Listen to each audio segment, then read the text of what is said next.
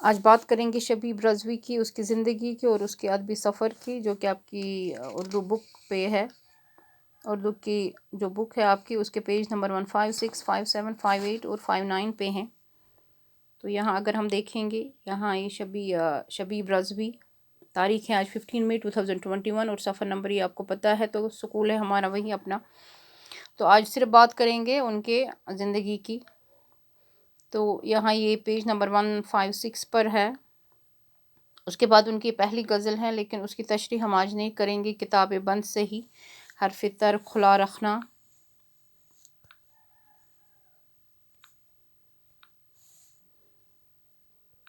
کتاب بند سے ہی حرف تر کھلا رکھنا، مباحثے کا ہمیشہ ہی در کھلا رکھنا، سکوت شب سے بھی اکتا کے لوٹ سکتا ہوں، میں کہہ کے آیا ہوں بچوں سے کہ گر کھلا رکھنا، ہماری شرط کہ ہم پر ہو سائے رحمت۔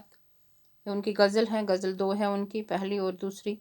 تمہاری ضد ہے کہ کوفے میں سر کھلا رکھنا، شکستگی ہوئی ظاہر تو موت لازم ہے، کھلی ہواؤں کے دائرے پہ پر کھلا رکھنا، کسی کا ہاتھ بڑھے یا خچے یہ اس کا نصیب، ہمارا فرض ہے دست ہنر کھلا رکھنا۔ تو اس کے بعد ہے کتنی بھوکی ہے کتنی پیاسی ہے زندگی دشت کربلا سی ہے، سب گئے شمع دل جلائے ہوئے خیمہ خیمہ بہت اداسی ہیں۔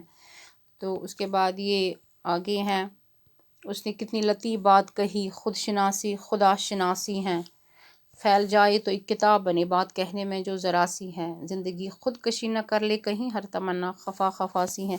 تو اس کے بعد یہ گلوسری ہیں جس کو فرہنگ کہتے ہیں۔ تو حرف تر ہو گیا مراد گفتگو اور کلام سے ہیں، سکوت شب ہو گیا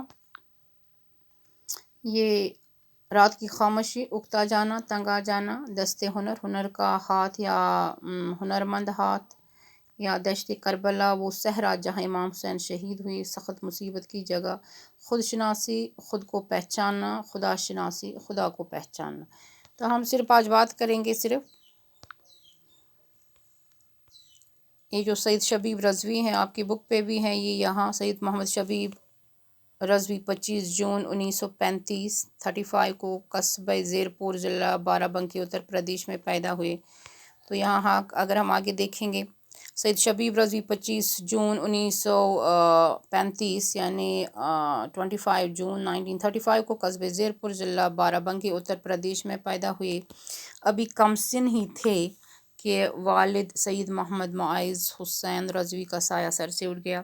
دینی تعلیم اپنی والدہ سے حاصل کی، عربی فارسی امتحانات وہ مروجہ امتحانات پاس کر کے جامعہ سلطانیہ لکھنؤ سے فاضل تفسیر کامل اور صدر الافاضل کی اسناد حاصل کی۔ اس کے علاوہ ہندی میں اردو میں ادیب ماہر کے امتحانات بھی پاس کیے۔ اس کے بعد طب کی تعلیم پائی، طب بولتے ہیں جو یہ MBBS ہے اس کو علم طب بولتے ہیں، تو ڈاکٹری جو جیسی بھی ہو، یونانی ہو آیورویدک ہو، یا یہ جو ہوتا ہے دوسری جو ماسٹر یہ کیا ہے بیچلر آف میڈیسن، تو اس کو علم طب کہتے ہیں۔ تو اس کے بعد انہوں نے طب کی تعلیم حاصل کی اور وادی کشمیر وارد ہوئے۔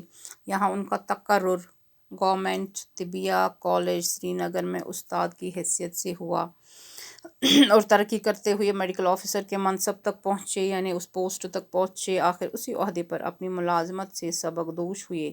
اس کے بعد آپ نے ایک مقامی طبیہ کالج میں کئی سال تک پروفیسر صدر کی حیثیت سے تدریسی فرائض انجام دیتے رہے، یعنی پھر وہ ٹیچنگ لائن میں گئے، یہاں وہاں پڑھاتے رہے سکھاتے رہے۔ تو ڈاکٹر شبیب رضوی نے اپنے آبائی گھر میں موجود بھرپور علمی اور ادبی ماحول میں کم عمری لگ بھگ 11 سال کی عمر میں ہی شعر کہنا شروع کر دیا۔ ابتدائی کلام پر اپنے برادر اکبر ہو گیا بڑا اور اصغر ہو گیا چھوٹا، یعنی برادر اکبر اگر بولیں گے تو ایلڈسٹ بردر اور ینگسٹ بردر کو کہیں گے برادر اصغر۔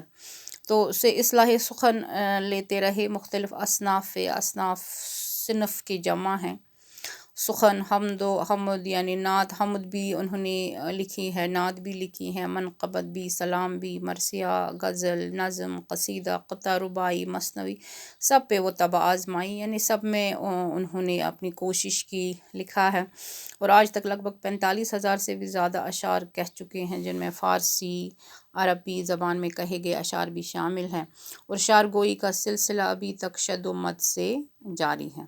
تو ڈاکٹر شبیب رضوی نے کشمیری زبان کے کئی بلند پایا، وہ ایکچولی آئے ہیں شبیب رضوی 1963 یعنی 1963 سے کشمیر میں قیام پذیر ہے۔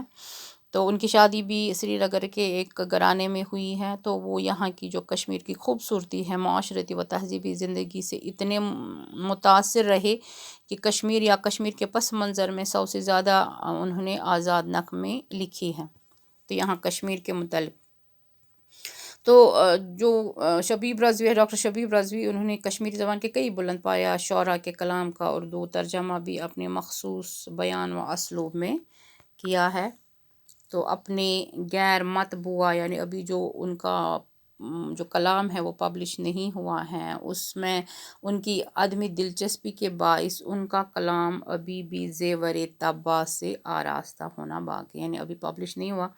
پھر بھی 4 شاعری مجموعے کیا ہیں، آتش چنار جو ان کا یہ ہے شاعری مجموعہ، حرف فروزاں جو ہے، نعت و منقبت، بچوں کے مشاعرے، تمثیل اور موضوعاتی شاعری، لہو لہو غزل، تو وہ ہے چھپ چکے ہیں، اور اس وقت بھی لگ بھگ 4-5 مجموعے زیر طبع ہیں، یعنی پبلش ہونے باقی ہیں، تو ہو رہے ہیں۔ تو لہو لہو غزل جو ہے ان کی وہ 2012 میں شائع ہوا ہے، اور اس میں 17 کے قریب جو لہو لہو غزل ہے اس کی وہ طباعت کے لیے تیار ہے کہ کشمیر کے سلسلے کی نظمیں جو ہیں ان کی زیر ترتیب ہے، تو وہ قریب غزلیں، اور اس میں 70 کے قریب غزلیں شامل ہیں۔ تو اس کے بعد ہے کہ ان کے خصوصیات کلامیہ، ان کا ادبی سفر، ان کے کلام میں دیگر قدیم اردو شعراء کی طرح رسائی شاعری ملتی ہیں۔ رسائی ہو گیا جو مرثیہ ہوتے ہیں۔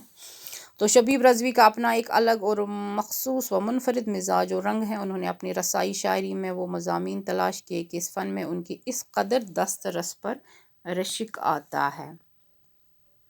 شبیب رضوی نے رسائی شاعری کے علاوہ بھی جو شاعری کی ہے وہ بھی ہر لحاظ سے قابل قدر شاعری ہے۔ لگ بھگ 5 دہائیوں پر محیط، دہائی ہو گیا ڈیکیڈ، سینچری ہو گیا صدی 100 ایئرس، یہ آپ کو پتہ ہوگا، ویک ہو گیا ہفتہ، منتھ ہو گیا مہینہ، اس کے بعد ایئر ہو گیا سال، اس کے بعد ڈیکیڈ ہو گیا دہائی یعنی 10 ایئرس، تو اس کے بعد صدی ہو گیا سینچری یعنی 100 ایئرس، تو 5 دہائی ہو گیا 50 ایئرس، یعنی کہ ان کے تجربات و مشاہدات اور وسیع و عریض مطالعہ و مشاہدہ نے ان کو ایک قادر الکلام شاعر بنا دیا۔ تقریباً تمام اصناف سخن پر ان کو اچھی خاصی گرفت بھی ہیں، اور ان کا ذخیرہ الفاظ بھی لامحدود ہے۔ تو رسائی شاعری کے ان کے یہاں فوقیت ضرور حاصل ہے، لیکن اگر ان کی پوری شاعری کو دیکھا جائے تو اس میں انسانیت کا غم نظر آتا ہے۔ شبیب رضوی کے سینے کے اندر ایک ہمدرد دل دھڑکتا ہے جو کہ ہر شخص کے درد سے متاثر ہوتا ہے، جس کا عکس ہو گیا ریفلیکشن فطری طور پر ان کی شاعری میں بھی نظر آتا ہے۔ شبیب صاحب بھلے ہی تمام اصناف سخن میں شاعر کہتے ہوں، لیکن ان کے پسندیدہ صنف سخن جو ہے وہ غزل ہی ہے۔ جس اعتماد اور عمدگی کے ساتھ وہ غزل کہتے ہیں وہ انہیں اس صنف کا ایک معتبر اور منفرد شاعر بنا دیتا ہے۔